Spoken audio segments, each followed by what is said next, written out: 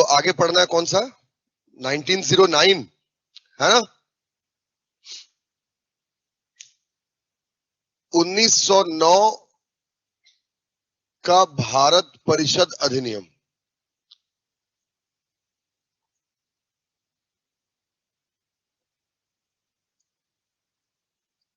ठीक, 1909 council of India act. ठीक है, 1909 का भारत परिषद अधिनियम देखना। अच्छा, ये बहुत इंपॉर्टेंट नहीं है ना, हिस्ट्री के पार्ट में आपको इसको पढ़ना है। 1909 के भारत परिषद अधिनियम को हम मार्ले मिंटो सुधार भी कहते हैं, मार्ले मिंटो रिफॉर्म। समझ में आया? मार्ले मिंटो सुधार या मार्ले मिंटो रिफॉर्म। ठीक, देखो, मार्ले मिंटो सुधार, इसकी अगर हम पृष्ठभूमि देखेंगे कि ये क्यों लाया गया, तो क्यों लाया गया, अब अगर इसको देखेंगे ना तो कुछ खास बातें देखो इसमें। अब 1892 का जो काउंसिल ऑफ इंडिया एक्ट था, 1892 का, उसमें कुछ कमियां थी। जैसे देखो कि बजट पर बहस करने का अधिकार दिया गया था, लेकिन पूरक प्रश्न नहीं पूछे जा सकते थे, क्रॉस क्वेश्चन नहीं कर सकते थे,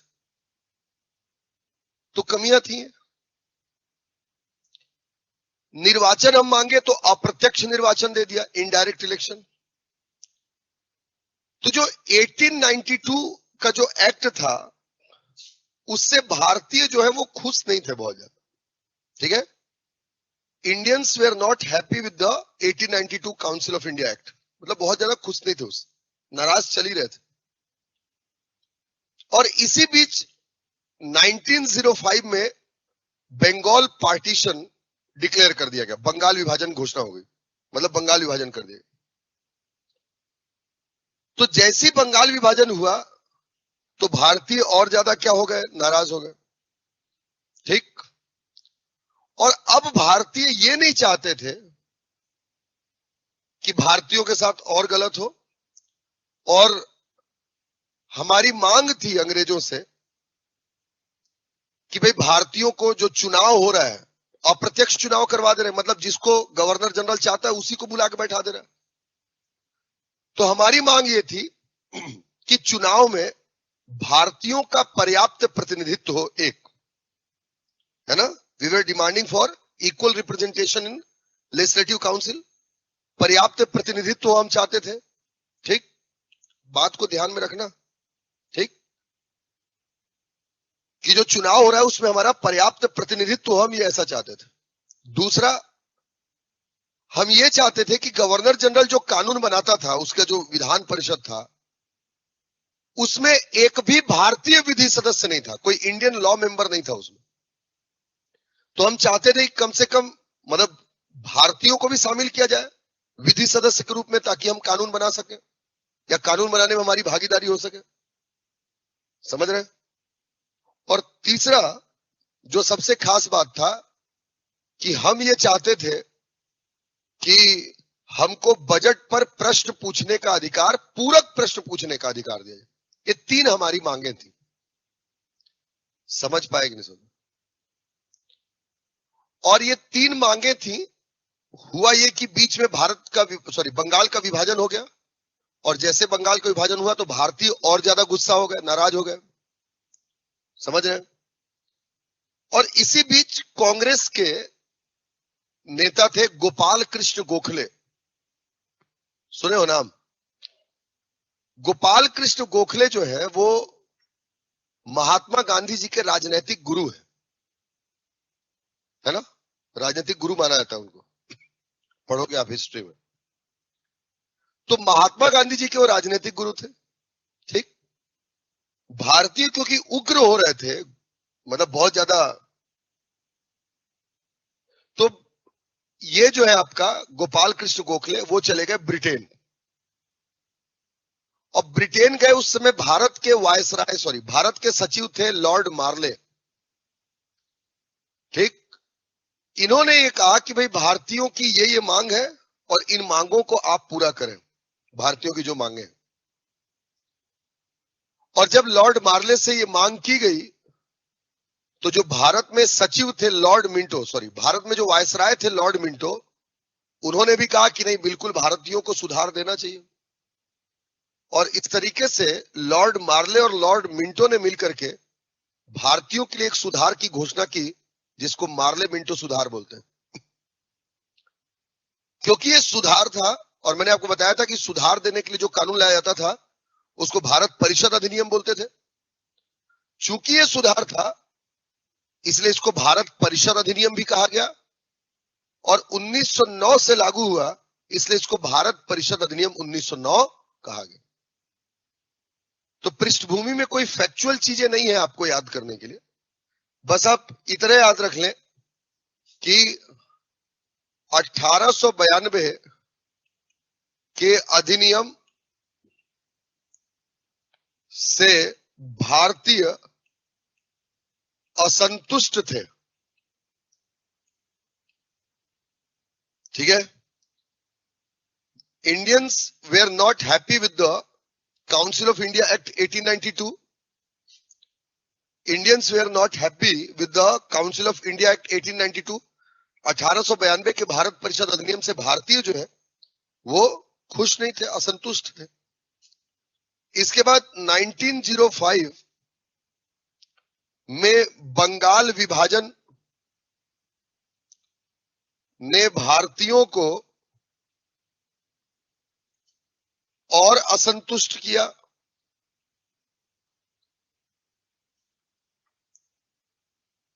ठीक है, और असंतुष्ट किया भारतीयों को।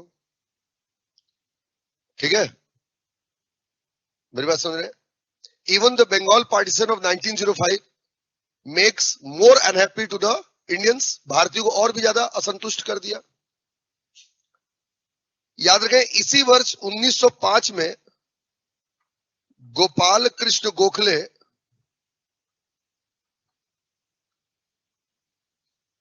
ब्रिटेन जाकर भारत सचिव से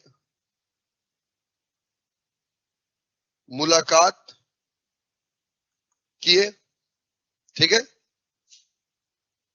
एवं सुधारों की मांग की। ठीक है, in the same year Gopal Krishna Gokhale had went to Britain and met with the secretary to India Lord Marley। Bharat के जो सचिव थे उस समय उनसे मिले, है ना, और मिल करके उनसे सुधारों की मांग की।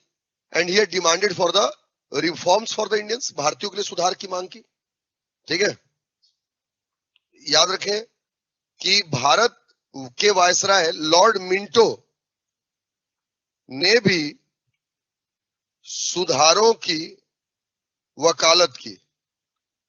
ठीक है, even the viceroy of India Lord Minto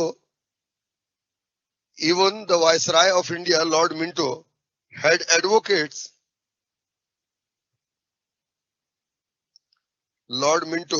advocates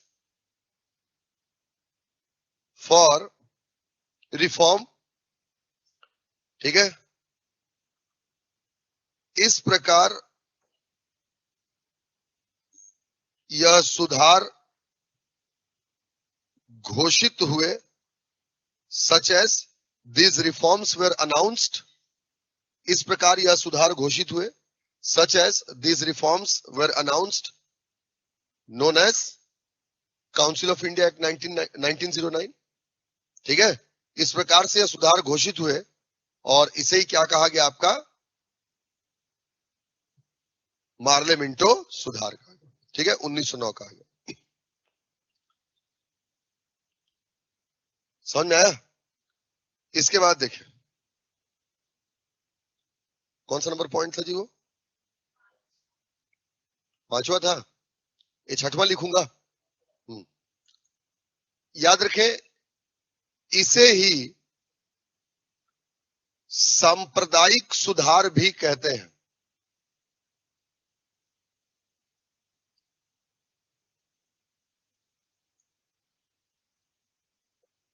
ठीक, इसे ही सांप्रदायिक सुधार भी कहते हैं। This reform is also known as communal reform. सांप्रदायिक सुधार, अब सांप्रदायिक क्यों कहते हैं आगे समझ में आएगा। ठीक है, याद हुआ? क्या याद होगा तुम लोग। अगला देखो, तुम लोग तो एकदम मरे मुर्दा टाइप बैठे रहते हो, है नहीं? मुर्दा टाइप रहते हो, कोई जोश, कोई उमंग, कोई उत्साह कुछ है ये नहीं तुम लोग के जीवन में कि है? क्या है? उत्साह है? हाँ, तुम्हारा उत्साह बाहर छलक के आ रहा है बेटा, है सर उत्साह है बोलता है। चल देखो प्रावधान। अच्छा, 3 चीजें हमको चाहिए थी, 3 चीज हम मांग कर रहे थे। अभी आपको बताया था हम थोड़ी देर पहले क्या क्या मांग रहे थे हम। एक तो बजट पर हमको पूरक प्रश्न पूछने दिया जाए। दूसरा, कम से कम मतलब भारतीयों को विधि सदस्य के रूप में शामिल किया जाए, लॉ मेंबर के तौर पर शामिल किया जाए, ताकि भारतीय भी कानून बना सके, है ना? और तीसरी बात हम क्या बोल रहे थे कि भारतीयों का पर्याप्त प्रतिनिधित्व नहीं हो रहा है। अब देखो कमबख्तों ने सुना, लेकिन कैसे सुना और क्या क्या किया हमारे साथ, सुनो। हम ये चाहते थे कि बजट पर प्रश्न पूछने का अधिकार दिया जाए, तो उन्होंने कहा पूछ लो, हम बताएंगे नहीं। तो देखो, अब सच बोल रहा हूं, याद रखें, बजट पर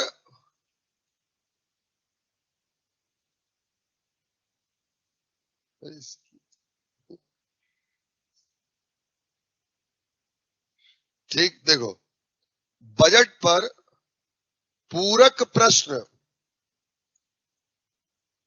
पूछने का अधिकार दिया गया। यहां तक तो सुन के खुशी हुई होगी, बात मान ली हमारी, लेकिन आगे देखो, लेकिन जवाब देने के लिए वायसराय बाध्य नहीं था। तुम पूछते रहो, ठीक है? देखिए, बजट पर पूरक प्रश्न पूछने का अधिकार दिया गया, लेकिन वायसराय उत्तर देने के लिए बाध्य नहीं था। ठीक है, right to ask supplementary question, right to ask supplementary question on budget given to the Indians. भारतीयों को बजट पर पूरक प्रश्न पूछने का अधिकार दिया गया, ठीक है? But the viceroy was not compelled to answer, but viceroy was not compelled to answer. मेरी बात समझ में आई? वायसराय जवाब देने के लिए बाध्य नहीं था, पूछते रहो, साइड से निकल लेता था। समझ आया? अच्छा, आगे देखो, आप एक बात बताओ प्यारे बच्चों, आप बोलो अगर किसी को कि भाई मां कसम यार एक दाना भी नहीं खाया हूं, ऐसा, और सामने वाला एक दाना निकाल करके आपके जिह्वा पर रख दे, तो आपकी तृष्णा मरेगी या और बढ़ जाएगी? तो आपको आदमी इंसान लगेगा कि आपको लगेगा कि उसको दम भर कर कूटूं? बताओ ना, मारने का मन करेगा? समझ आया? अब वही हाल था, हमने बोला भाई एक भी विधि सदस्य भारतीय नहीं है, तो अंग्रेजों ने क्या किया देखो, गवर्नर जनरल की विधान परिषद में एक भारतीय विधि सदस्य को शामिल कर दिया गया। ठीक है, एक भारतीय विधि सदस्य को शामिल किया गया। ठीक है, one Indian law member were added to the legislative council, one Indian law member were added to the legislative council of viceroy. सदस्य को शामिल किया गया, और जो सदस्य इसमें शामिल हुए थे उनका नाम था सत्येंद्र प्रसाद सिन्हा। सत्येंद्र प्रसाद सिन्हा, क्या हो गया? ठीक है, Satyendra Prasad Sinha was the law member added to the legislative council of the viceroy. ठीक है ना, एक भारतीय विधि सदस्य को शामिल किया गया। और अब तो सत्यानाश ही कर दिया उन लोगों ने। देखो, हमने बोला कि भाई भारतीयों का पर्याप्त प्रतिनिधित्व नहीं हो रहा है, तो अंग्रेजों को लगा कि भारतीयों में तो भाई हिंदुओं का तो हो ही रहा है, मुसलमानों का बस नहीं हो रहा है। तो क्या कर दिया, देखो, मुस्लिमों को पृथक निर्वाचन प्रदान किया गया। समझ रहे हैं? मुस्लिमों को पृथक निर्वाचन प्रदान किया गया। Separate electoral system, separate electoral system were given to the Muslims. मुस्लिमों को पृथक निर्वाचन प्रदान किया गया। Separate electoral system were given to the Muslims. अच्छा, सेपरेट इलेक्टोरल सिस्टम समझ रहे हो बेटा? बताओ। पृथक निर्वाचन का मतलब होता है कि जिस धर्म के लोगों को पृथक निर्वाचन दिया गया है, उस धर्म के लोग उसी धर्म के नेता को वोट डालेंगे। समझ में आया? मतलब पूरे देश में जो मुस्लिम मतदाता होंगे इस कानून के अनुसार, वो केवल मुस्लिम नेता को वोट दे सकते थे। उनका वोट और किसी नेता को नहीं जा सकता। बात समझ में आई? किसको वोट दे सकते थे? हाँ, मुस्लिम नेता को ही वोट दे सकते थे। मतलब मुस्लिमों का वोट और किसी को नहीं जाएगा। This was the separate electoral system. इसका मतलब क्या हुआ? इधर देखो तो बेटा, ये जैसे मतदाता है, वोटर्स, तो वोटर्स में सभी धर्म के वोटर्स। यहां पर क्या कर दिया, धर्म के आधार पर बांट दिया। एक तरफ सारे धर्म के लोग हो गए जो एक दूसरे को वोट देंगे, और एक तरफ क्या हो गया आपका, केवल मुस्लिम धर्म हो गया, एक केवल मुसलमान नेताओं को ही वोट देंगे। समझ में आया? जब धर्म के आधार पर कोई भी चीज होती है तो उसे सांप्रदायिक कहा जाता है, कम्युनल कहा जाता है। कोई भी चीज अगर धर्म के आधार पर हो रही है तो वो सांप्रदायिक है। आप यहां पर देखो कि मुस्लिमों को पृथक निर्वाचन दिया गया, यानी चुनाव धर्म के आधार पर हो रहा है। इसलिए याद रखेंगे, खास बात, इसका प्रभाव याद रखेंगे कि यहां से सांप्रदायिक निर्वाचन की शुरुआत होती है। सांप्रदायिक निर्वाचन, कम्युनल इलेक्शन वर स्टार्टेड। सांप्रदायिक निर्वाचन की शुरुआत होती है।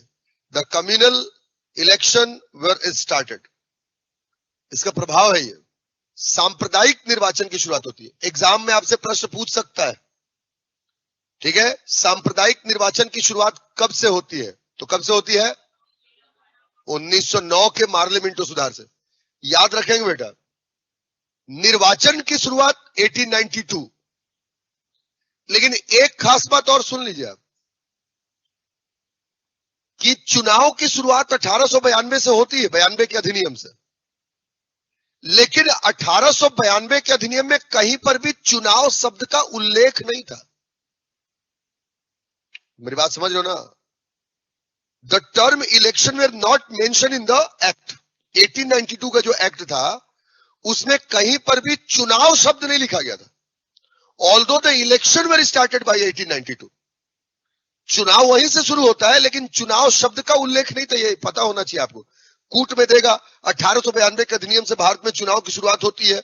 यह अप्रत्यक्ष चुनाव था, ठीक है, इसमें चुनाव शब्द का प्रयोग किया गया था। तो आपको लगेगा कि चुनाव था तो चुनाव शब्द का प्रयोग हुआ होगा, लेकिन याद रखें कि उस एक्ट में कहीं पर भी चुनाव शब्द का प्रयोग नहीं हुआ था। Although the election were started. मेरी बात समझ में? 1909 the election becomes communal as the separate electoral system were given to the Muslims। मेरी बात समझ रहे हैं? मुस्लिमों को पृथक निर्वाचन दिए जाने से क्या हो गया आपका? सांप्रदायिक हो गया, सांप्रदायिक निर्वाचन हो गया। क्लियर हुआ? अच्छा, एक और बात समझो। तो ये तो सांप्रदायिक निर्वाचन हो गया। ये सांप्रदायिक निर्वाचन था, लेकिन अभी भी अप्रत्यक्ष ही था। It were communal and indirect. सांप्रदायिक भी था और अप्रत्यक्ष भी था। अप्रत्यक्ष क्यों? अभी भी जनता डायरेक्ट वोट नहीं कर रही थी।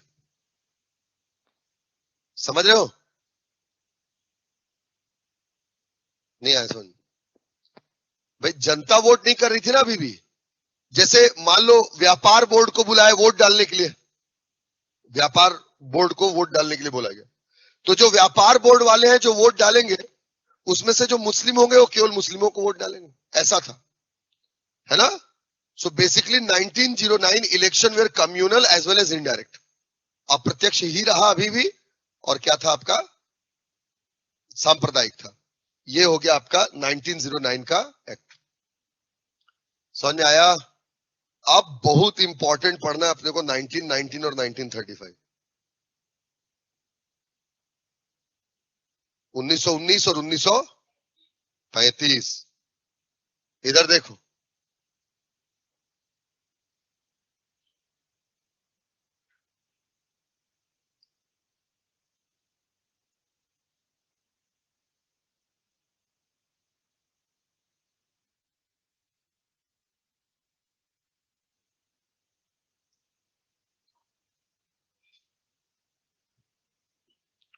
उन्नीस सौ 1935 का भारत शासन अधिनियम, government of India act 1919 and 1935। 1919 और 1935 का भारत शासन अधिनियम। अच्छा सुनो तो एक बात, इसको मैं बताने की कोशिश कर रहा हूं आपको, पहले आप कहानी सुनते चलो, ठीक है? देखो, सबसे पहले देखो कैसे भारतीय कमजोर होंगे फिर हम मजबूत होंगे, है ना? हम क्या होंगे पहले और फिर क्या होंगे, देखो कैसे होंगे। ऐसे मत देखो, ठीक? मैं ये कह रहा हूं कि 1905 में जब बंगाल विभाजन की घोषणा हो गई, तो बंगाल विभाजन की घोषणा हुई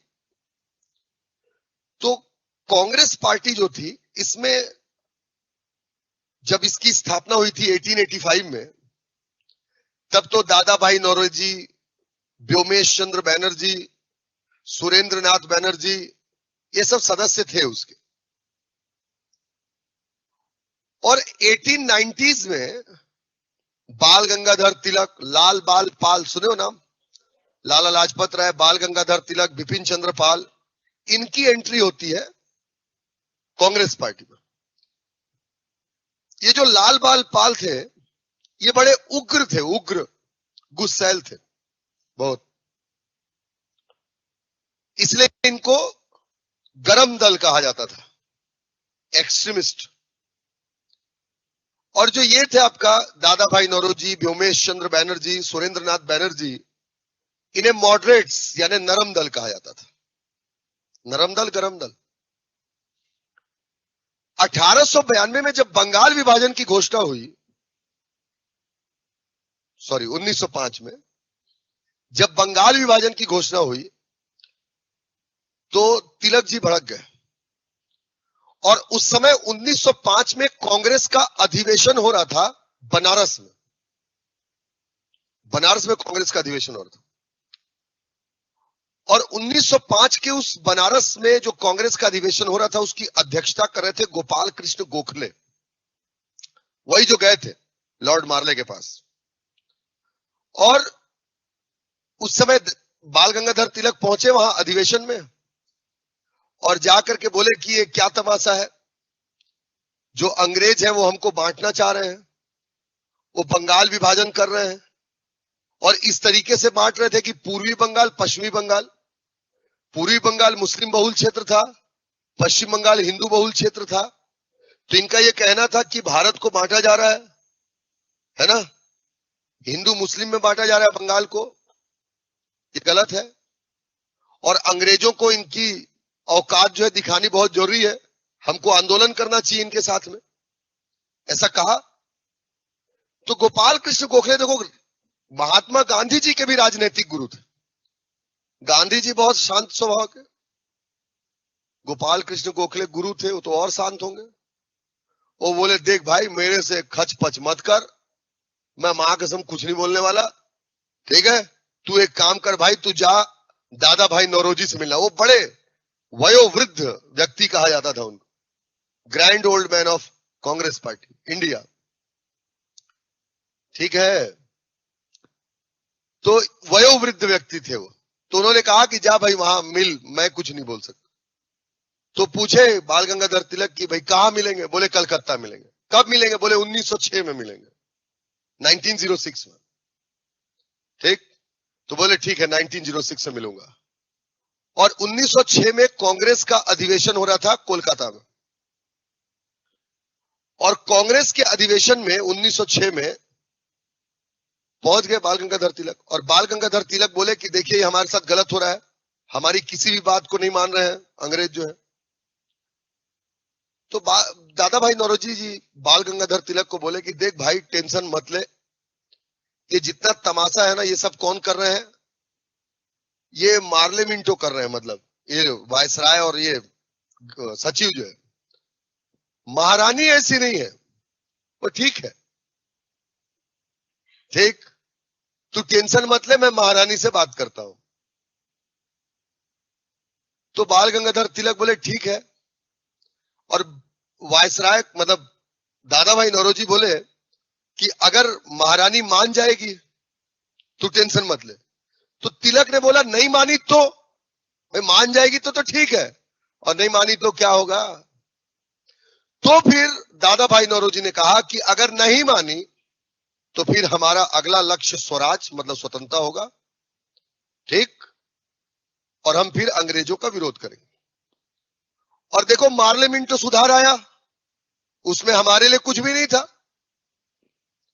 तो बाल गंगाधर तिलक, अच्छा मार्ले मिंटो सुधार की घोषणा 1906 में हो गई थी, 1906 में, लागू हुआ था 1909 से, वो समझ रहे हो, 1909 से लागू हुआ था। इसमें हमारे लिए कुछ था ही नहीं। बाल गंगाधर तिलक गए फिर दादा भाई नौरोजी के पास, बोले मां कसम देखो एक भी बात नहीं माने हैं, अब आंदोलन करो चलो। दादा भाई नौरोजी बोले नहीं यार अभी आंदोलन नहीं करेंगे। है नहीं करेंगे? क्यों क्यों नहीं करेंगे? नहीं करेंगे क्योंकि उनका मानना यह था कि जो कांग्रेस अभी इतनी मजबूत नहीं है कि वो अंग्रेजों का मुकाबला कर सके, इसलिए नहीं करेंगे बोले। लेकिन बाल गंगाधर तिलक अड़ गए कि नहीं करना ही है। तो देखो 1905 में जब बंगाल विभाजन हुआ तो भारतीय कमजोर हुए, हिंदू मुसलमान बटे। और अब क्या हो रहा था 1906 में जब मार्ले मिंटो की घोषणा हो गई सुधार की, और इसमें हमारे लिए कुछ नहीं था, और अब चाहते थे बाल गंगाधर तिलक कि अंग्रेजों को सबक सिखाया जाए और अंग्रेजों को भारत से भगाया जाए। और बाल गंगाधर तिलक चाहते थे कि अंग्रेजों को भारत से भगाने के लिए वही रास्ता अपनाओ जो यूरोप से भगाने के लिए नेपोलियन ने यूज किया था, मतलब उनके व्यापार को बंद कर दो। और यहां पर भी वही कह रहे थे कि इनके व्यापार को हम बंद कर देंगे, इनका कुछ नहीं खरीदेंगे, और स्वदेशी आंदोलन चलाने की इन्होंने बात की। दादा भाई नौरोजी बोले नहीं नहीं बनेगा भाई, नहीं छुपाएगा। और अगले साल 1907 में 1907, पूरी कहानी समझ में आ रही है ना? 1907 में कांग्रेस का अधिवेशन सूरत में हो रहा था। सूरत, सूरत सुने हो? कहां है? बॉम्बे में। ये बहुत लड़की है, तुरंत पलट जाती है बात से। ये बोलिए, ये तो वकील लग रही है, देखो। खैर छोड़ो।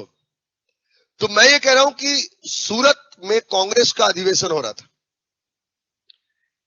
अच्छा सूरत आज तो गुजरात में, उस समय गुजरात अलग राज्य नहीं था, उस समय एक राज्य था बंबई, बंबई, बॉम्बे। तो बंबई प्रांत में मतलब सूरत आ रहा था। और कांग्रेस का जो संविधान है, मतलब कांग्रेस का जो नियम कानून है, वो ये कहता था कि जिस प्रांत में होगा अधिवेशन, उस प्रांत का ही सबसे प्रमुख नेता उसकी अध्यक्षता करेगा। उस प्रांत का जो सबसे प्रमुख नेता होगा वो अध्यक्षता करेगा। और ये सूरत अधिवेशन कहां हो रहा था? बॉम्बे प्रांत में। और बॉम्बे के सबसे बड़े नेता थे बाल गंगाधर तिलक, 1907। और सुनो, और अध्यक्ष को यह पावर था वीटो, मतलब कोई भी चीज की घोषणा करके वो अकेले लागू करवा सकता था। तो सब अब ये जो नरम पंथी थे वो डर गए, बोले मां कसम ये स्वदेशी आंदोलन शुरू करवा देगा आदमी। सब ये सोच रहे थे ये स्वदेशी आंदोलन पक्का शुरू कर, क्योंकि पावर था ना अध्यक्ष को। रातों रात उन्होंने कांग्रेस का संविधान बदल दिया और अब यह लिखवा दिया कि जिस प्रांत में अधिवेशन हो रहा है उस प्रांत का व्यक्ति अध्यक्ष नहीं बन सकता। हाँ, मेरी बात समझ रहे हो? तो 1906 के बाद 1907 में जो सूरत में अधिवेशन होने वाला था, अच्छा अब बाल गंगाधर तिलक को तो पता है कि वो अध्यक्ष है यहां के, और उस समय कोई थोड़ी होता था WhatsApp, Facebook, telephone, phone, mobiles उस समय तो नहीं होते थे कि फोन लगा दिए भाई तू अध्यक्षता नहीं करेगा, ऐसा नहीं होता था उस समय। तो बाल गंगाधर तिलक को पता नहीं चला कि वो नहीं है, समझ आया? वो तो बढ़िया एकदम मस्त कुर्ता उर्ता पहने, धोती पहने, जूता उता लगा करके मस्त एकदम मैं अध्यक्ष हूं बोल करके पहुंचे। जब वहां पर पहुंचे तो दूसरा अध्यक्ष बैठा हुआ था वहां पर, वहां कोई और बैठा हुआ था। इनका तो दिमाग खराब हो गया, तू कैसे बैठा है? उठाए कुर्सी, वो बोल मां कसम मेरे को मत मार भाई, बहुत गुस्सेल थे ना। वो सामने वाला बोला भाई मेरे को मत मार भाई, मैं कुछ नहीं किया हूं, है ना, मेरे को तो बनाया गया है, मेरे को तो बोला गया है। तो बोले नहीं, जो प्रांत में होता है वहां का प्रमुख नेता अध्यक्ष होता है, मैं अध्यक्ष हूं यहां का। तो बोले संविधान चेंज हो गया है, तुम पुराना संविधान पढ़ रहे हो, समझ रहे हो? अब ये बात इतनी चुभी बाल गंगाधर तिलक को कि वो बोले नहीं यार, हर चीज बर्दाश्त हो सकता है, मां कसम धोखा नहीं हो सकता, है ना, धोखा दिया है तूने मुझे, अब मैं जा रहा हूं छोड़ के तुझे। और इस तरीके से 1907 में कांग्रेस का विभाजन हो गया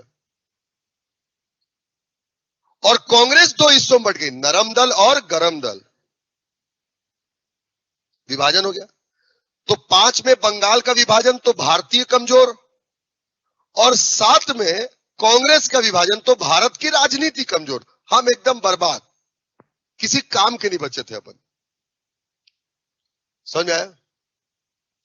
और इधर अंग्रेज जो है मौके पे चौका लगा रहे थे, है?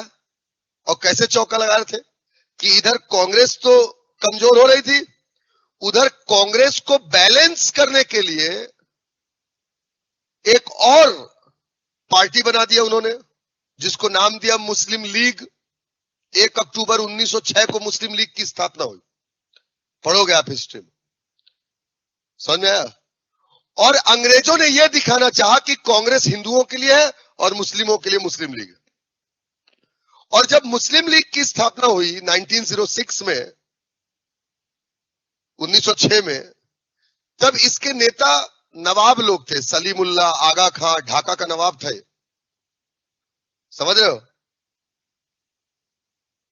लेकिन इसमें 1912 में, 1912 में जिन्ना आते हैं, मोहम्मद शफी आते हैं, ये सब जिन्ना वगैरह, ये मध्यम वर्गीय परिवार से रहते हैं, मिडिल क्लास, समझ रहे हो? इनकी एंट्री होती है और अंग्रेज जो है जी भर करके मुस्लिमों का तुष्टीकरण कर रहे थे, मतलब उनको अपने साथ में रखने का प्रयास कर रहे थे। और मुस्लिम लीग को भी लगता था कि अंग्रेज ही हमारे लिए सही है, समझ रहे हो? हिंदू मुसलमान बटे हुए, राजनीति बटी हुई, और मुस्लिमों को ज्यादा तुष्ट कर रहे थे, संतुष्ट करने की कोशिश कर रहे थे अंग्रेज। हुआ ये कि 1913 में 1913 में बाल्कन का युद्ध हुआ। बाल्कन बाल्कन प्रायद्वीप है, पेनिनसुला है,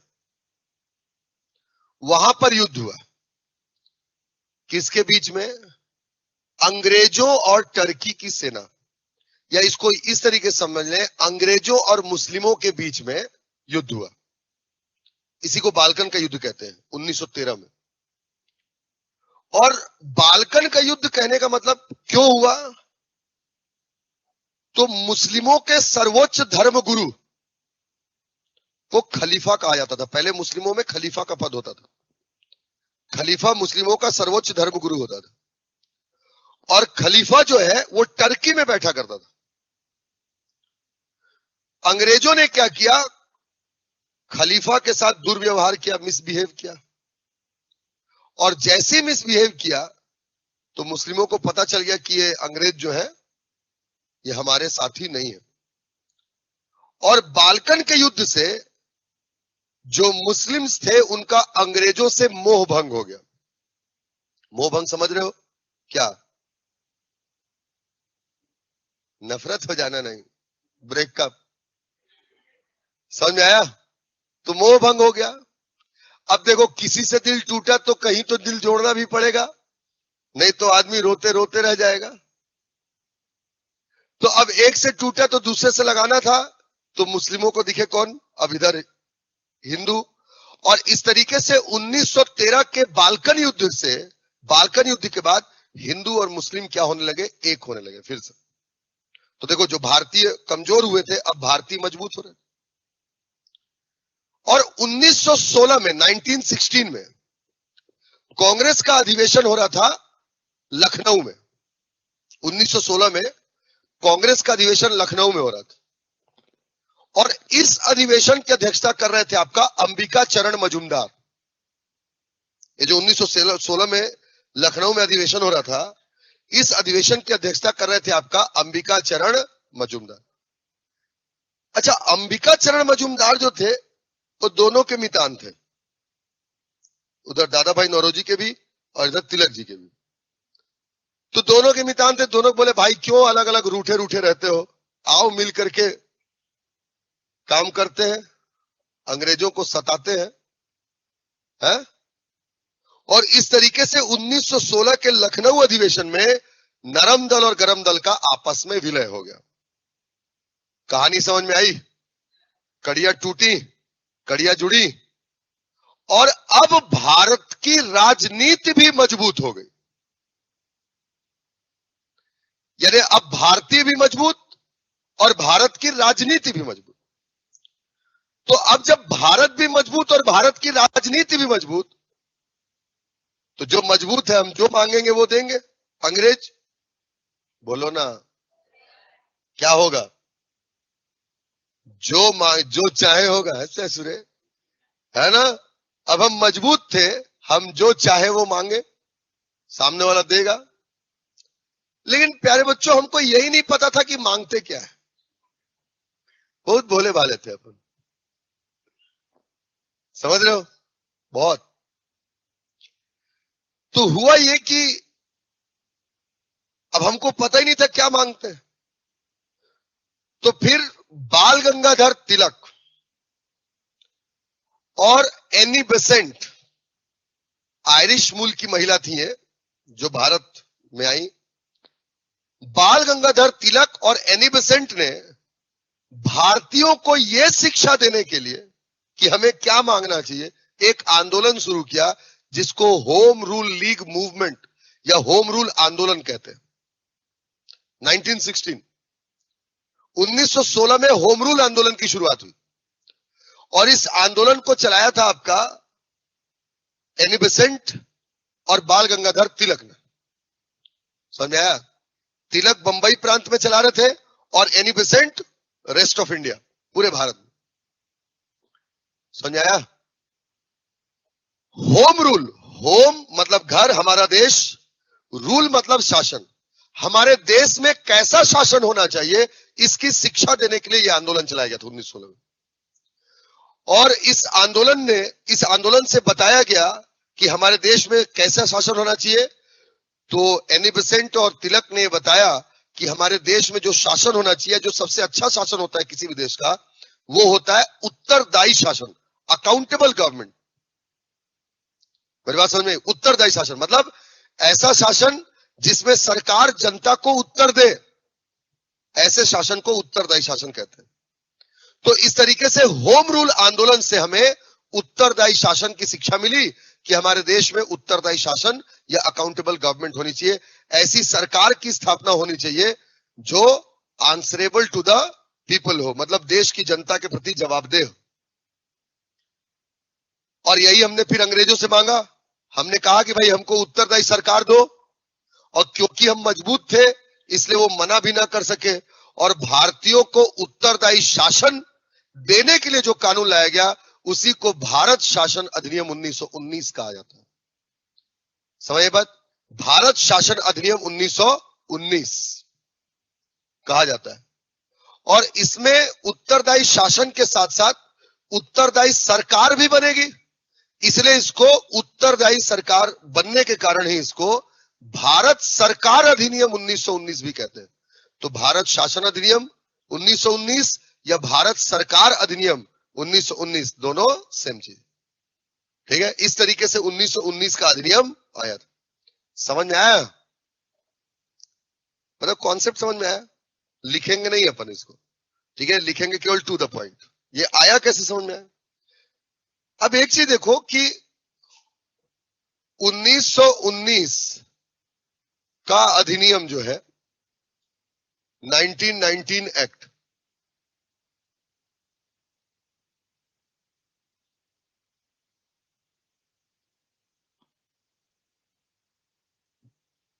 ठीक, 1919 का अधिनियम, तो ये क्यों लाया गया था? भारतीयों को उत्तरदायी सरकार देने के लिए, है ना, to provide accountable government to the Indians. अब एक बात ध्यान सुनो बेटा, उस समय हमारा देश या सरकारें जो है दो स्तर पर बनती थी, जैसे आज बनती, एक केंद्र स्तर पर, ठीक है, एक आपका केंद्र स्तर पर और दूसरा प्रांत स्तर पर। प्रांत मतलब आज का राज्य जो है उस समय प्रांत कहलाता था। एक केंद्र स्तर पर और दूसरा प्रांत स्तर पर। हमने अंग्रेजों से मांगा था कि हमें क्या मिले? उत्तरदायी शासन मिले, है ना। We demanded for accountable government, और हमें अंग्रेजों से उत्तरदायी सरकार चाहिए था। तो जब हमें अंग्रेजों से उत्तरदायी सरकार चाहिए था तो अंग्रेजों ने उत्तरदायी शासन या सरकार देने के लिए कहा कि भाई हम केंद्र में भी सरकार होती है और प्रांत में भी होती है, लेकिन हम केंद्र में नहीं देंगे, केवल प्रांत में देंगे। और प्रांत में जो उन्होंने उत्तरदायी सरकार दिया उसको द्वैध शासन या इंग्लिश में डायआर्की कहा जाता है। द्वैध शासन लगाया गया,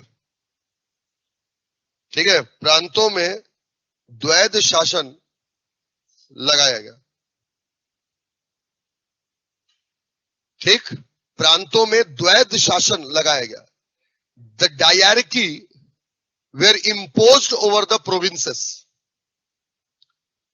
the diarchy were imposed over the provinces. Diarchy क्या है? उत्तरदायी शासन, द्वैध शासन, है ना। समझ रहे हो? अब मैं समझाता हूं पहले दोनों को, ठीक, समझाऊं। द्वैध शासन इधर लिख रहा हूं, आप अलग पन्ने में लिखना, है ना। 1935 में नहीं लिख रहा हूं, अलग से समझा रहा हूं आपको।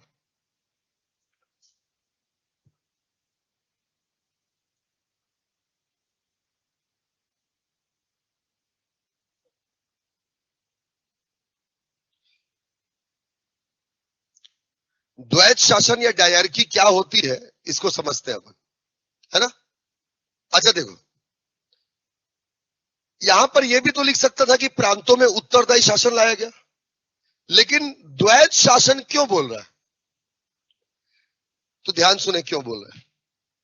प्रांतों में द्वैध शासन लगाया गया। अच्छा देखो, उत्तरदायी सरकार मतलब सरकार जब जनता को आंसरेबल हो, उत्तर देना हो, तो उसको उत्तरदायी सरकार कहते हैं। एक होता है पूर्ण रूप से उत्तरदायी सरकार, मतलब हर मामले में सरकार का हर व्यक्ति जनता को उत्तर देगा, कोई भी काम करेगा तो। और एक होता है आंशिक रूप से उत्तरदायी सरकार, मतलब कुछ लोग जनता को आंसर देंगे, कुछ लोग नहीं देंगे। तो ये आंशिक रूप से उत्तरदायी सरकार शासन दिया गया। इसमें आंशिक रूप से उत्तरदायी शासन को ही क्या कहा जाता है? द्वैध शासन का। समझ में आया? Partial accountable government. नाश्ता नहीं की तो काहे पेन खा रही? देख रहे हो, बच्चे ही हो रहे तुम लोग। इधर देखो, डायर की तो द्वैध शासन समझ में आया, आंशिक रूप से उत्तरदायी शासन। लेकिन एग्जैक्टली ये क्या था, इसको समझते हैं। गवर्नर जनरल ने या वायसराय ने क्या किया? डाई आर्की, आर्क मतलब छोर, दो छोर में बांट दिया, इसको दो भागों में बांट दिया प्रशासन को। प्रशासन के जो विषय थे, जिन विषयों पर प्रशासन करना था, उसको दो हिस्सों में बांट दिया। एक को नाम दिया आरक्षित विषय, इंग्लिश में कहेंगे रिजर्व्ड सब्जेक्ट, आरक्षित विषय। और दूसरे को नाम दिया हस्तांतरित विषय, ट्रांसफरेबल सब्जेक्ट। आरक्षित विषय और हस्तांतरित विषय। द्वैध शासन के अंतर्गत जो शासन के विषय होते हैं, जो सब्जेक्ट ऑफ एडमिनिस्ट्रेशन है, वे are classified into reserved subject and transferable subject. आरक्षित कहने का मतलब क्या होता था? आरक्षित मतलब देखो, पहले तो पूरा शासन गवर्नर जनरल करता था। तो जब पहले पूरा शासन गवर्नर जनरल करता था तो सारे विषय गवर्नर जनरल के पास थे। लेकिन शासन के ऐसे विषय जो अब भी गवर्नर जनरल के पास रहेंगे, मतलब वह विषय जो गवर्नर जनरल यानी वायसराय के पास रहेंगे, ठीक है, उसे क्या कहा गया? आरक्षित विषय।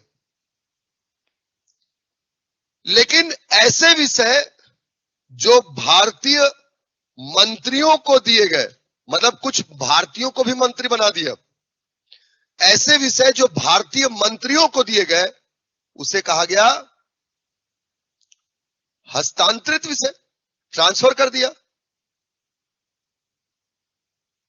समझ रहे हो? तो याद करो, एकदम शुरुआत में बताया था 1773 के एक्ट के पहले वो डुअल एडमिनिस्ट्रेशन था जो रॉबर्ट क्लाइव ने दिया था। उसमें प्रशासन को बांटा गया था निजामी और दीवानी में। ये द्वैध शासन है, द्वैत था वो तो, और ये द्वैध है, धनुष का इंग्लिश में डायरकी, ठीक।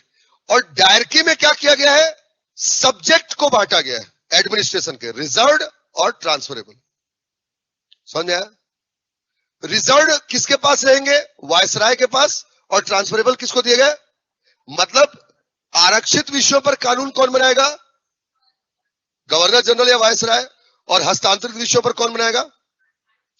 अब देखो, अगर इन दोनों में गवर्नर जनरल और भारतीय मंत्री दोनों को अगर आंसरेबल कर दिया जाता, दोनों को जवाब देना होता, तो यह पूर्ण उत्तरदायी शासन व्यवस्था हो जाता। लेकिन खेल खेल दिया इन्होंने क्या किया कि भारतीय मंत्रियों को जनता के प्रति उत्तरदायी बना दिया।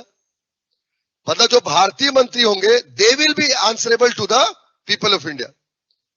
हस्तांतरित विषयों पर प्रशासन भारतीय मंत्री करेंगे और वो क्या करेंगे? जनता को जवाब देंगे।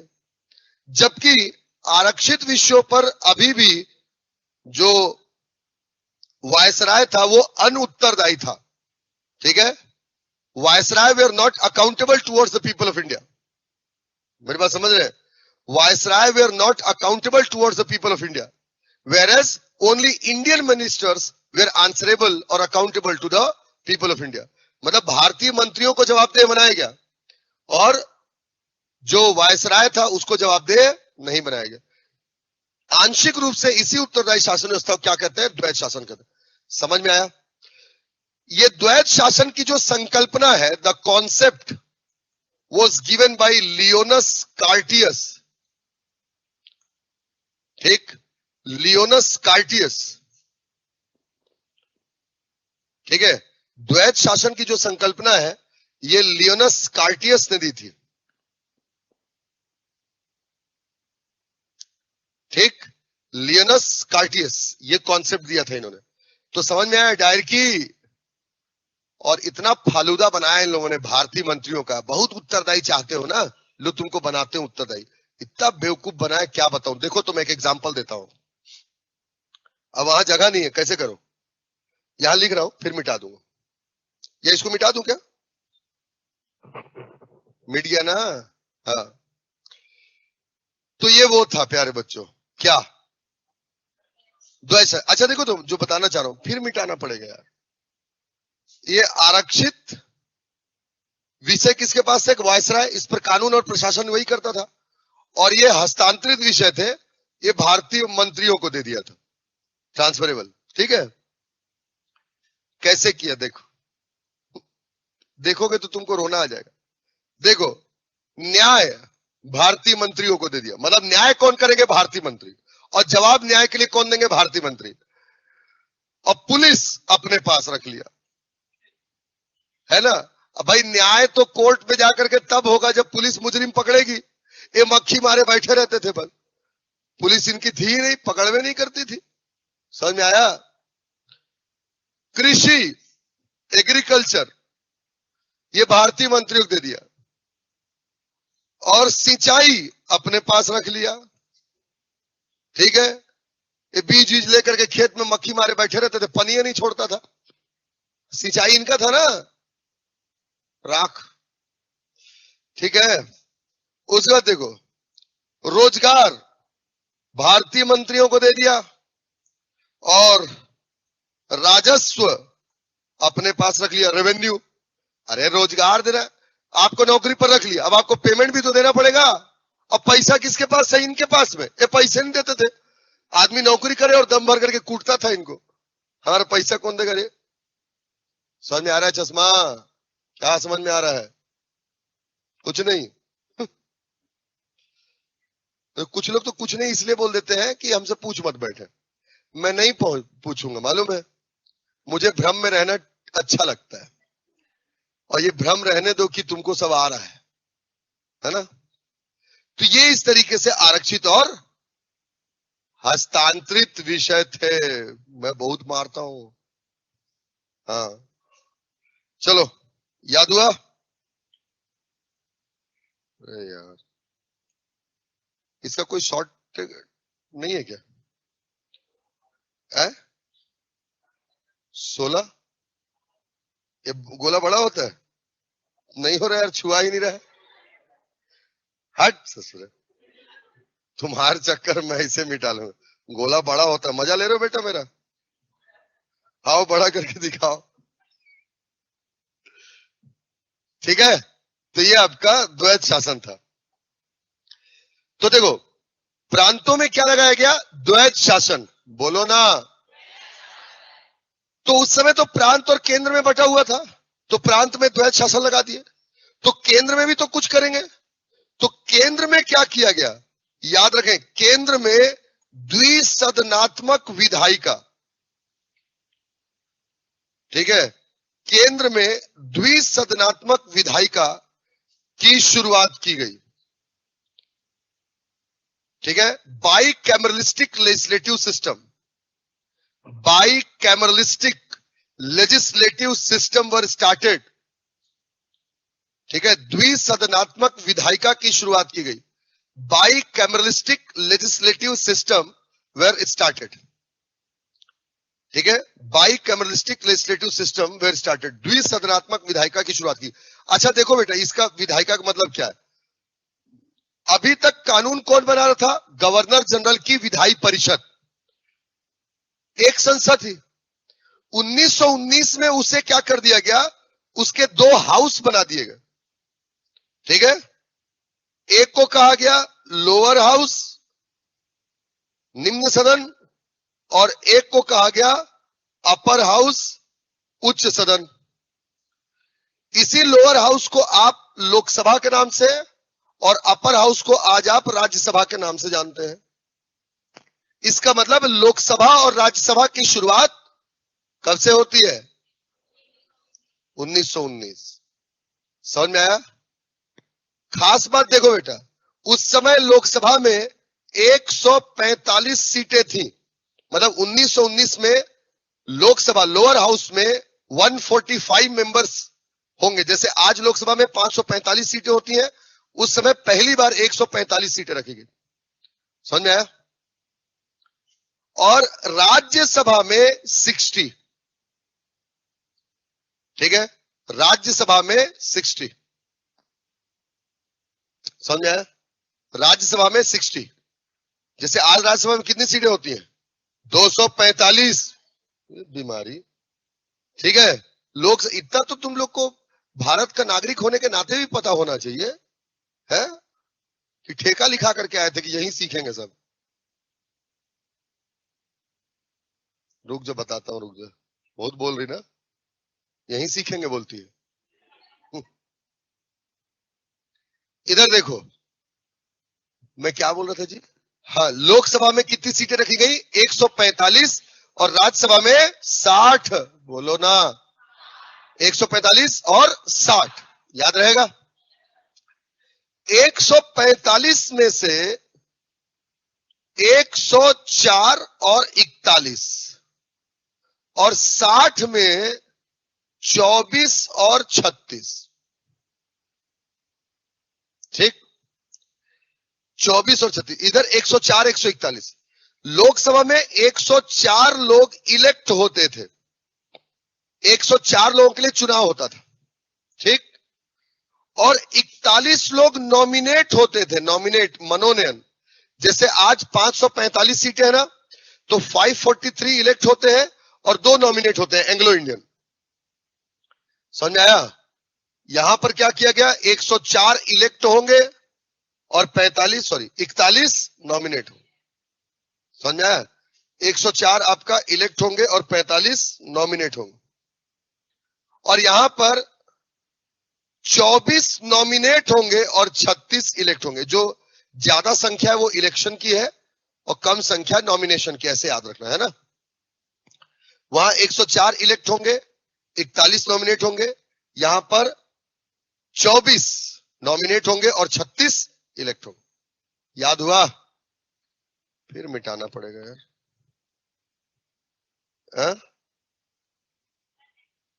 क्या कर दो? अच्छा, हो जाएगा। अभी बराबर में खांचा खींचा, वो कहां जाएगा? फिर यहां के लिखूंगा फिर। ठीक बोल रही है भाई, कभी कभी किसी की भी बात सुन लेनी चाहिए, है ना? ठीक, यहां लिखो। Very good. अच्छा देखो, दो बताए ना, बहुत मजा लेते हो ना तुम लोग। अच्छा, 2 बताए आपको।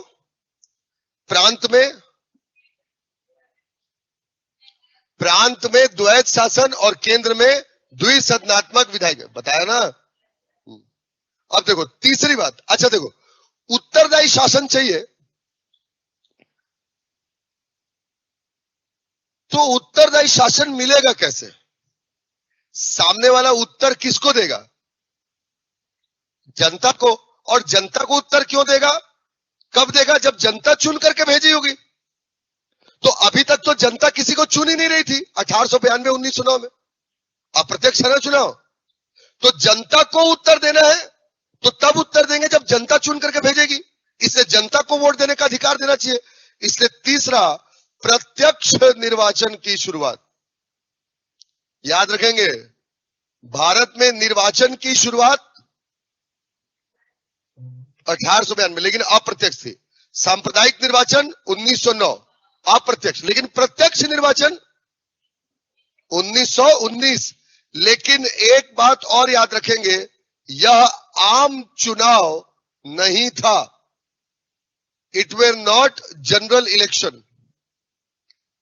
जनता को वोट डालने का अधिकार दे दिया गया, प्रत्यक्ष चुनाव, लेकिन यह एक आम चुनाव नहीं था। क्यों? आम चुनाव क्या होता है?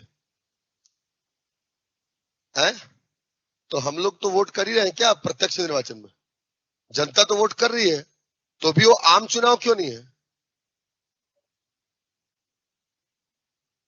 वो तो अप्रत्यक्ष हो गया। तो मैं पूछा था क्या? तो फिर नहीं मालूम। ये तो मेरे को पता है तुम लोग को नहीं मालूम भाई। ठीक है, सुनो, ठीक, सुन लिया करो, ठीक है, बाद में बोला करो, पहले से नहीं बोलते हैं, आदत पड़ी हुई है तुम लोग को बोलने की। कुछ भी बोलता हूं सामने है, ऐसे कर रही थी। हाँ जबी से बेचारी, एक तो दिख रहा है इधर, पूरा दिखता है। कितनी उंगली है? 5 है। अरे 5 उंगली है, ये दे और ये 4 उंगली एक अंगूठा है ना जी, है ना? ठीक, मतलब बेचारी थक गई होगी, सामने जो बैठता है ना उसका। हाँ चलो ठीक, ऐसे होता हूं तो फ्रेम में तुम आओगे, है तुम भी थक जाओगे। हाँ हाँ, ससुरे जो सामने बैठता है ना, उसकी बहुत बड़ी जिम्मेदारी होती है, उसको ना हंसमुख होना चाहिए, मतलब कोई बात है ऐसे। हाँ एकदम अच्छे से, जी सर जी सर, वाह वाह वाह सर वाह, ऐसा मतलब कुछ भी बोले हाँ में हाँ मिलाने आना चाहिए, ऐसे लोग, मतलब कुल कहने का मेरा मतलब चापलूस टाइप के लोग सामने बैठने चाहिए, थोड़ा फीलिंग अच्छी आती है ना जी, है वो ऐसे खुर्रा ऐसे बैठे रहेंगे, है ना? वो एक तो महेंद्र सिंह धोनी है हमारे बीच में, देखो है, मत देख दो बेचारा उठ चल देगा, उसको कोई फर्क नहीं पड़ रहा है, हंसाओ बुलाओ, ठीक है छोड़ो, आओ चलो, मेरे को क्या हंसेगा तो तेरा थोड़ा प्रेशर रिलीज होगा बेटा, ठीक है? माताओं, माताओं सर क्या माता है भैया, देवी माता, है ना? क्यों पुरुषों? हाँ चलो छोड़ो, खैर तुम्हारा व्यक्तिगत मामला है, माताओं बोल दिया तो टेंशन में आ गई है। अच्छा बच्चियों है, बहुत छोटे हो गए, अच्छा युवतियों ठीक है अभी, ये भी ठीक नहीं है, चलो ना रे, कुछ भी, है ना? अच्छा मैं क्या कह रहा था कि आम चुनाव क्या होता है, आम चुनाव, प्यारे बच्चों बहुत गंभीर बात बताने जा रहा हूं, ऐसा चुनाव जिसमें आपको आम मिलता है, नहीं वो आम चुनाव नहीं होता। आम चुनाव किसको बोलते हैं? जिसमें आम जनता वोट डाल सके, जैसे आप लोग आम जनता हो, मैं खास एग्जाम्पल दे रहा हूं, तो आप सबको भी वोट डालने का अधिकार मिल जाए तो आम चुनाव है। तो याद रखें 1909 से प्रत्यक्ष चुनाव शुरू होता है लेकिन आम चुनाव नहीं, क्यों? क्योंकि आम लोगों को वोट डालने का अधिकार नहीं था, कुछ खास लोगों को ही वोट डालने का, मतलब खास जनता को ही वोट डालने का अधिकार था, और वो खास जनता कौन थी? जिसके पास 3000 रुपए की चल या अचल संपत्ति हो। दांत को निपोड़ दिए, उस समय 3000 बहुत बड़ा होता था, 3000 बहुत बड़ा पैसा होता था जी, समझ रहे हो? 3000 की चल या अचल संपत्ति, है ना? मेरी बात समझ रहे हैं? The direct election were announced, but it was not a general election because all the common people were not allowed to cast their vote. Because all the common people were not allowed to cast their vote, few specific people having more than 3000 rupees movable or immovable property were allowed to cast their vote. केवल ऐसे व्यक्ति ही vote डाल सकते थे जिनके पास 3000 रुपए या उससे ज्यादा की चल या चल संपत्ति, चल संपत्ति समझते हो? ऐसी संपत्ति जो चल सकती है। क्या क्या चलती है बताओ? गाड़ी, कार, आपका साइकिल है, वो भी चल संपत्ति में ही आएगा। अचल संपत्ति मतलब जमीन, जमीन आपका, घर चलता है क्या? नहीं ना, ऐसा होता है बढ़िया दबाए सीधा कोचिंग में ही ला, यहाँ पर 100-200 घर बैठे हुए होते अभी, है ना? तो चल और अचल संपत्ति, इसलिए ये आम चुनाव नहीं था। अच्छा देखो, ए बाबू ए खजुआट, बाद में खजुआना, ससुरे नहा धोकर के आना नहीं, खाली खजुआ रहा है सर। मतलब एक से एक आए हो रहे तुम लोग इस बार, देखो, तो ये चल या अचल संपत्ति होनी चाहिए, ठीक। अच्छा, एक बात और देखो, अगली चीज देखो तो, चुनाव 1892 में शुरू हुआ और 1909 में क्या हो गया? सांप्रदायिक चुनाव हो गया ना। सांप्रदायिक चुनाव मतलब मुस्लिमों को पृथक निर्वाचन दिया गया। यहां पर क्या होगा? सांप्रदायिक चुनाव का विस्तार हुआ, ठीक है ना। सांप्रदायिक चुनाव का विस्तार किया गया। और कैसे विस्तार किया गया? अब तक मुस्लिम्स को बस मिल रहा था, अब मुस्लिम के साथ यूरोपियों, सिखों एवं आंग्ल भारतीयों को भी सांप्रदायिक निर्वाचन दिया गया। समझ रहे? सांप्रदायिक चुनाव का विस्तार किया गया। The communal election were extended, the communal election were extended to Europeans, Sikhs and Anglo Indians, ठीक है। एंग्लो इंडियंस, यूरोप महाद्वीप से आने वाले यूरोपीय, और एंग्लो इंडियंस मतलब जिनकी माता भारतीय और पिता ब्रिटिश मूल के हो, ठीक है। अंग्रेज भारत आए और उन्होंने भारतीय महिलाओं के साथ विवाह किया, और भारतीय महिलाओं के साथ जब विवाह किया तो माता भारतीय हो गई और पिता क्या हो गया? ब्रिटिश मूल का। उनकी जो संतान होगी वो आंग्ल भारतीय, एंग्लो इंडियन कहलाएगी। तो इनको भी क्या कर दिया गया? Separate electoral system were allocated, पृथक निर्वाचन दे दिया गया। समझ में आया? इसके बाद पीएससी, पीएससी समझते हो? जिसकी तैयारी कर रहे हो, पब्लिक सर्विस कमीशन। पीएससी के स्थापना की सबसे पहली बात की गई, ठीक है। The very first provision of establishment of PSC were made. PSC की स्थापना का सबसे पहला प्रावधान किया गया। पहली बार यहां पर पीएससी जैसी संस्था की स्थापना का प्रावधान किया गया। समझ में आया?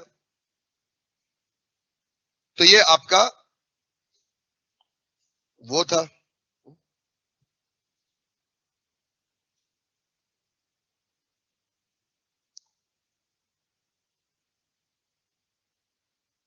अब देखो, ये 1919 बहुत सही दिमाग दिए कसम से, वेरी टैलेंटेड है। मिटाते रह जाता मैं, देखो तो बेचारी को दया आया होगा। इंजीनियर है क्या? इंजीनियर है, इसीलिए दिमाग है, ठीक है। देखो, मैं ये कह रहा हूं प्यारे बच्चों, अब 1935 को कंपेयर करके याद करेंगे अपन। हो जाएगा याद? हो ही जाना चाहिए। 1935 का जो अधिनियम है ना, 1935,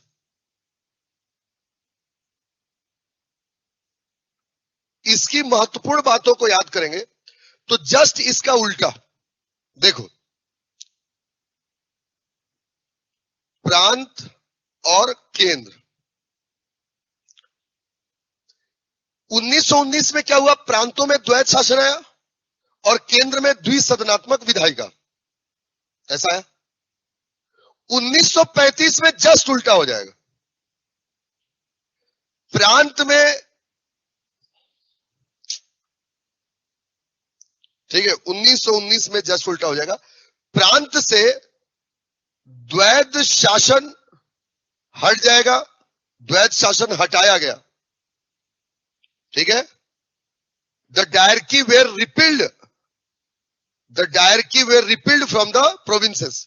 प्रांतों से द्वैध शासन हटाया गया और क्या कर दिया गया? द्विसदनात्मक विधायिका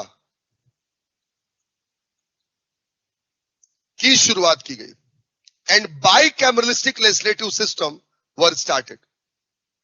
बाइकैमरलिस्टिक लेजिस्लेटिव सिस्टम वर स्टार्टेड। समझ बात? राज्यों में द्विसदनात्मक विधायिका। आज भी राज्य में दो सदन होते हैं विधायिका में, विधानसभा और विधान परिषद। जैसे केंद्र में लोकसभा होती है, राज्य में विधानसभा। जैसे केंद्र में राज्यसभा होती है, वैसे राज्य में विधान परिषद होती है, लेजिस्लेटिव काउंसिल। तो द्विसदनात्मक विधायिका की शुरुआत हुई। द्विसदनात्मक विधायिका मतलब किसकी शुरुआत हुई? फिर राज्यों में विधानसभा एवं विधान परिषद। समझ में आया? तो लोकसभा की शुरुआत और राज्यसभा की शुरुआत 1919, विधानसभा और विधान परिषद की शुरुआत 1935। समझ में आया? विधानसभा और विधान परिषद की शुरुआत आपका 1935। याद हुआ? अब एक और चीज देखो बेटे, ये विधानसभा विधान परिषद आ गया ना। कुछ चीज नोट करें, उस समय जब 1935 का अधिनियम आया, उस समय हमारे देश में कुल 11 प्रांत थे। मतलब जैसे आज 28 राज्य है ना, उस समय 11 राज्य थे, ऐसा समझ लो, 11 प्रांत थे।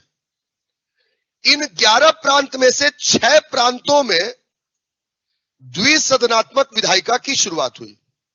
जैसे आज भी 28 राज्य हैं, 28 में से 6 में ही क्या है? विधान परिषद है, बाकी 22 में नहीं है। उस समय क्या किया गया कि प्रांतों में द्विसदनात्मक विधायिका की शुरुआत की गई। उस समय 11 राज्य थे, 11 में से 6 में द्विसदनात्मक विधायिका की शुरुआत हुई। समझ में आया? राज्यों में द्विसदनात्मक विधायिका की शुरुआत हुई, लेकिन क्या पूरे राज्यों में द्विसदनात्मक विधायिका आया था? नहीं। पूरे राज्यों की संख्या कितनी थी? 11। और द्विसदनात्मक विधायिका किसमें आया? इसमें आया। 6 राज्य याद कर लेते हैं जो पूछ सकता है आपसे। 2 पूर्व में, 2 उत्तर में, 1 पश्चिम में और 1 दक्षिण में। 6 देखो। 2 पूर्व, ईस्ट में 2, वेस्ट में 1, नॉर्थ में 2, साउथ में 1, east west, east 2 west 1, north south, north 2 south 1। 6 हो गए। 2 2 4 और 2। विकट मार खाएगी बता रहा हूं। 2 2 2 2 4 फिर 1 1 ऐसा। तो टोटल 6 थे। अच्छा देखो, 2 पूर्व में असम और बंगाल, असम एंड बंगाल, यहां विधान परिषद आया। पश्चिम में 1 बॉम्बे, ठीक। उत्तर में 2 यूपी बिहार, और दक्षिण में 1 मद्रास। समझ आया? 2 पूर्व 1 पश्चिम। पूर्व में असम बंगाल, पश्चिम में बॉम्बे। उत्तर में 2, दक्षिण में 1, उत्तर में 2 यूपी बिहार और दक्षिण में मद्रास। ये 6 राज्यों में विधान परिषद आया। अच्छा देखो, तो प्रांतों में द्विसदनात्मक विधायिका आई, द्वैध शासन हट गया, और उल्टा हुआ था। यहां पर केंद्र में द्विसदनात्मक, यहां प्रांत में द्विसदनात्मक। यहां प्रांत में द्वैध शासन और यहां पर क्या लगेगा? केंद्र में द्वैध शासन लगाया गया। ठीक है? The directive were imposed at centre. प्रांतों से हटाकर केंद्र में लगा दिया गया। The directive were imposed over the centre. केंद्र में द्वैध शासन लगाया गया। समझ में आया प्यारे? क्या प्यारे के आगे क्या ये बोला? अच्छा, इसमें तो गड़बड़ कर देना, जगह ही नहीं छोड़ो। और पीछे आ गया हूं क्या?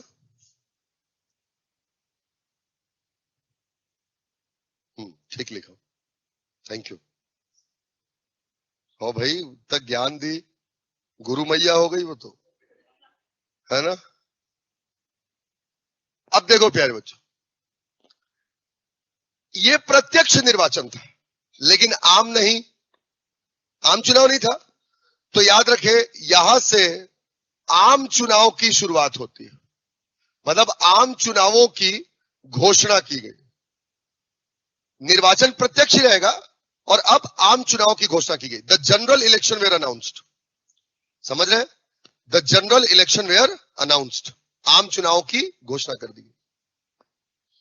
हालांकि अगर आपसे पूछे कि आम चुनाव कब हुआ था हमारे देश में, तो आम चुनाव हुआ था हमारे देश में पहली बार 1952 में, 1952 में। लेकिन आम चुनाव की घोषणा किस अधिनियम से पहली बार होती है, तो 1935। इसके बाद देखो तो सांप्रदायिक निर्वाचन 1909 से आ रहा है। 9 में मुस्लिम्स को दिए, 19 में यूरोपियों, सिखों, एंग्लो इंडियन को, और अब यहां पर और विस्तार कर दिया गया, दलितों एवं महिलाओं को भी पृथक निर्वाचन दे दिया गया। ठीक है, दलितों, deprived class and womens were also provided with the separate electoral system. The deprived class, Dalit को बोलते हैं डिप्राइव्ड क्लास, ठीक है, the deprived class and womens were also provided with the separate electoral system. दलितों एवं महिलाओं को भी पृथक निर्वाचन दिया, मतलब मुस्लिम हो गए 9 में, मुस्लिम के साथ सिख, यूरोपीय, एंग्लो इंडियन आ गए 19 में। अब मुस्लिम, सिख, एंग्लो इंडियन, यूरोपियों के साथ दलित और महिलाएं भी जुड़ गई, इनको भी सेपरेट इलेक्टोरल सिस्टम दे दिया। और इसके अलावा देखो तो बेटा, जो आज हमारे संविधान में सूची विभाजन है ना, लिस्ट डिस्ट्रीब्यूशन, केंद्र सूची होती है, राज्य सूची होती है, समवर्ती सूची होती है, तो सूची विभाजन यहीं से आता है, लिस्ट डिस्ट्रीब्यूशन, है ना। सूची विभाजन मतलब जो केंद्र सूची है, राज्य सूची है, समवर्ती सूची, ठीक है, union list, state list and concurrent list. Union list, state list and concurrent list, ये सब यहीं से आएगा।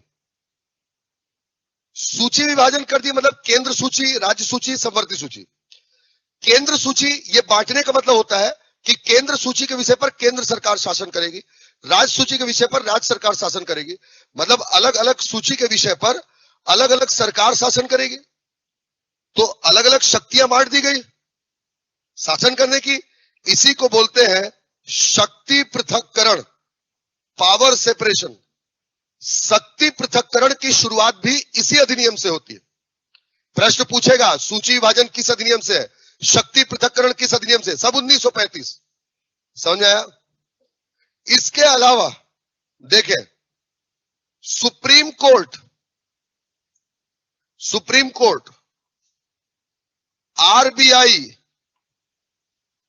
ठीक है, सुप्रीम कोर्ट, आरबीआई और यूपीएससी, ये सब 1935 के अधिनियम से ही बना। ठीक है, RBI reserve bank of India, supreme court, UPSC, ये सब इसी अधिनियम से बना है। ये था आपका भारत के संवैधानिक विकास का इतिहास, टॉपिक खत्म। समझ में आया? आया?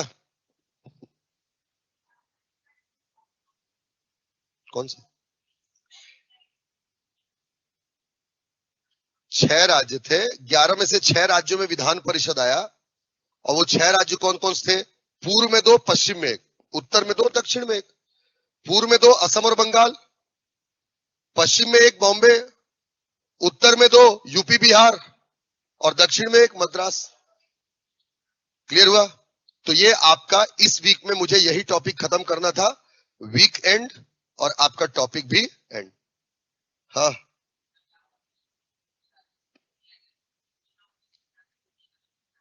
स्थान दिया गया ना, और तो उसी हिसाब से चुने ही जाएंगे ना।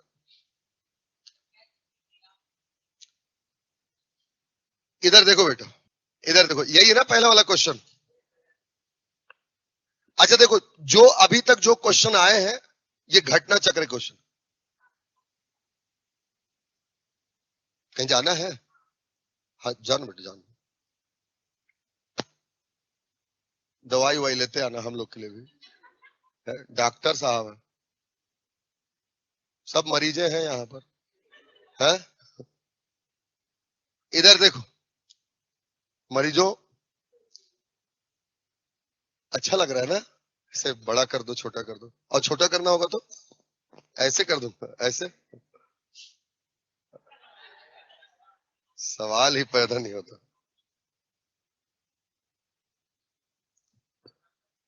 और बड़ा करो,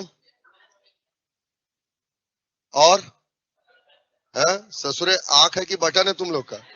है इधर देखो।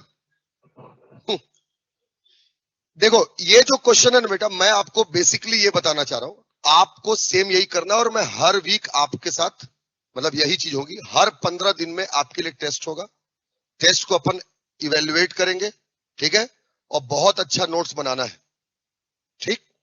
जैसे देखो आप, ये घटना चक्र में आए हुए क्वेश्चन है जो आपका इस पर्टिकुलर टॉपिक से है। जैसे निम्नलिखित में से किस अधिनियम में कलकत्ता में सर्वोच्च न्यायालय की स्थापना की गई थी?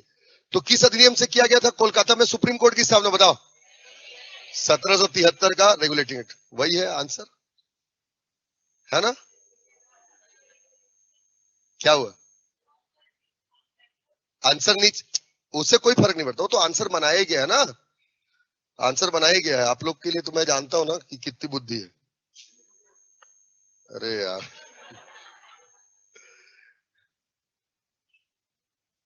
अब देखो इसमें एक कूट वाला क्वेश्चन देखो, ठीक। निम्नलिखित में से कौन सा कथन सही है या है? कोलकाता में सर्वोच्च न्यायालय की स्थापना 1773 के रेगुलेटिंग एक्ट के द्वारा की गई थी। लेमेस्टर इस न्यायालय के प्रथम मुख्य न्यायाधीश थे। तो देखो बेटा, पहले यहां पर ये जो बोल रहा है कि लेमेस्टर जो पहले मुख्य न्यायाधीश थे, ऐसा नहीं है। दो ऑप्शन में से आप पहला तो सुने हुए, कलकत्ता में सुप्रीम कोर्ट की स्थापना की गई 1773 में, ठीक। जो कोलकाता में जो पहला सुप्रीम कोर्ट की स्थापना की गई थी, उसके पहले जज थे आपका सर एलिजा इम्पे, है ना? सर एलिजा इम्पे जो है उसके पहले जज थे, ठीक। आप दूसरा वाला नहीं जान रहे थे, ठीक है ना? पहला वाला पता था, इसलिए केवल इसका आंसर कौन सा होगा? 1, ओनली 1। समझ गए? जानबूझ करके इस चीज को मैंने आप लोगों को बताने से छोड़ा था, क्योंकि जब क्वेश्चन प्रैक्टिस कराऊंगा तो आप उस चीज को अपने नोट्स में बना पाए। अब देखो, जैसे एक क्वेश्चन आ रहा है, तो हम जहां पर पढ़ रहे हैं, जो हमने क्लास नोट्स बनाया और जब हमने क्वेश्चन सेट लगाया, तो क्वेश्चन सेट लगाया तो हमको एडिशनल फैक्ट मिला ना, उसको हमको हमारे नोट्स में शामिल कर देना। समझ में आई मेरी बात? ऐसा। तो ये जो है आपका इस तरीके से था। अब देखो, निम्नलिखित में से किसे या किनसे भारत में अंग्रेजी शिक्षा की नींव पड़ी? ठीक।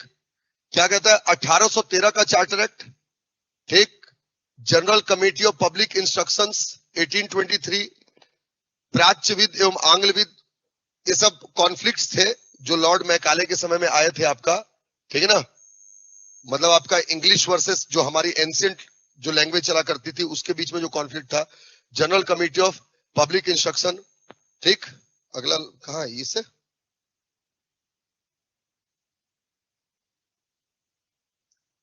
ठीक। ये जो है ना बेटा, एंग्लिसिस्ट और ओरिएंटलिस्ट जो होते थे, आंग्ल और प्राच्य शिक्षा विवाद जो था, है ना, इसको आप हिस्ट्री में अभी ज्यादा पढ़ोगे, वो आईएएस का क्वेश्चन है, ठीक। इसमें क्या था कि जो अंग्रेजी शिक्षा थी, मतलब इंग्लिश शिक्षा के लिए आपका, फिर करो, ये जो अंग्रेजी शिक्षा थी, आप याद करो 1813 का जो चार्टर एक्ट था, उसमें तो शिक्षा पर व्यय करने की बात कही गई थी, इसलिए उससे तो पढ़ा ही था, ठीक। दूसरा आपका general committee of public instruction 1823, ये हिस्ट्री में पढ़ोगे आप बेसिकली, ये इसका क्वेश्चन नहीं है, ठीक है ना, हिस्ट्री में पढ़ोगे। आपको यहां से केवल ये पता चलेगा कि 1813 के चार्टर एक्ट में क्या था, ठीक। और ओरिएंटलिस्ट और एंग्लिसिस्ट जो होते थे, मतलब उस समय एक विवाद खड़ा हो गया था कि भारत में शिक्षा का माध्यम क्या होना चाहिए, अंग्रेजी शिक्षा होनी चाहिए या फिर आपका प्राचीन शिक्षा, मतलब जो भारत की परंपरागत शिक्षा पद्धति है वो होनी चाहिए, ठीक है। तो इन तीनों ही बातों से भारत में अंग्रेजी शिक्षा की नींव पड़ी थी। लॉर्ड मैकाले थे, उन्होंने कहा था कि भारत में इंग्लिश को मीडियम बनाया जाना चाहिए। मैकाले मिनट्स कहते हैं, आप पढ़ेंगे उसको जब आप हिस्ट्री पढ़ेंगे। 1854 में आपको चार्ल्स वुड पढ़ाया था, भारत के वायसराय, सॉरी सचिव। उन्होंने 1854 में वुड डिस्पैच दिया था, उसमें भी उन्होंने बताया कि माध्यम शिक्षा का इंग्लिश होना चाहिए। तो ये एक्चुअल हिस्ट्री का पोर्शन है, ठीक है। आया समझ में? तो ये इस तरीके से देखो, देखो ये क्या क्वेश्चन कहता है, चार्टर एक्ट 1813 के संबंध में निम्नलिखित कथन पर विचार कीजिए। नंबर 1, इसने भारत में ईस्ट इंडिया कंपनी के व्यापारिक एकाधिकार को चाय का व्यापार तथा चीन के साथ व्यापार को छोड़कर समाप्त कर दिया। सही है गलत है? दूसरा, इसने कंपनी द्वारा अधिकारों में लिए गए भारतीय राज्य क्षेत्रों पर ब्रिटिश राज्य की संप्रभुता को सुदृढ़ किया। अब ये ना एनालिसिस वाला है बेटा, देखो ये वाला जो पॉइंट है ये एनालिसिस करने वाला है। इसने कंपनी द्वारा अधिकार में लिए गए भारतीय राज्य क्षेत्रों पर ब्रिटिश राज्य की संप्रभुता को सुदृढ़ किया। अभी देखो, अभी तक एक कंपनी आ रही थी, अब सारी कंपनी आ रही है, तो ब्रिटेन का प्रभुत्व तो बढ़ा ना, और भेज कौन रहा है? क्राउन, महारानी भेज रही वहां से। तो अल्टीमेटली ब्रिटेन मतलब क्राउन का ही तो प्रभुत्व, उसकी ताकत ही तो बढ़ रही है। यानी ये भी सही होगा, ये भी सही होगा। भारत का राजस्व अब ब्रिटिश संसद के नियंत्रण में आ गया, मतलब भारत का जो पैसा होगा वो ब्रिटेन की पार्लियामेंट, ऐसा कुछ पढ़ाया था क्या मैंने? नहीं। ब्रिटेन की संसद के नियंत्रण में भारत का राजस्व तब आएगा जब ब्रिटेन में बैठा कोई मंत्री भारत पर शासन करेगा, और ब्रिटेन में बैठा मंत्री भारत पर शासन करना शुरू करता है 1858 से 1858, और उसी मंत्री को भारत सचिव कहते हैं, याद करो। तो जब भारत सचिव भारत में शासन कर रहा था, यानी मंत्री के अधीन आया, तब भारत का राजस्व किसके पास गया? आपका ब्रिटेन के पास गया, ब्रिटेन की संसद के पास। इसका मतलब ये वाला जो है ये 1858 के एक्ट से होगा, 1858 के एक्ट से, इसलिए इसमें पहला और दूसरा जो है आपका सही होगा। समझ रहे मेरी बात को? और इसको आप अपने कॉपी नोट्स में एज इट इज चिपका लेना है। समझ आया? विथ आंसर्स, जिसको हम डिस्कस करके करेंगे। समझ में आया? और जो इसमें फैक्ट्स हमको मिल रहे हैं उसको आप अपने नोट्स में लिखते चलो। समझ गए? चलो ठीक।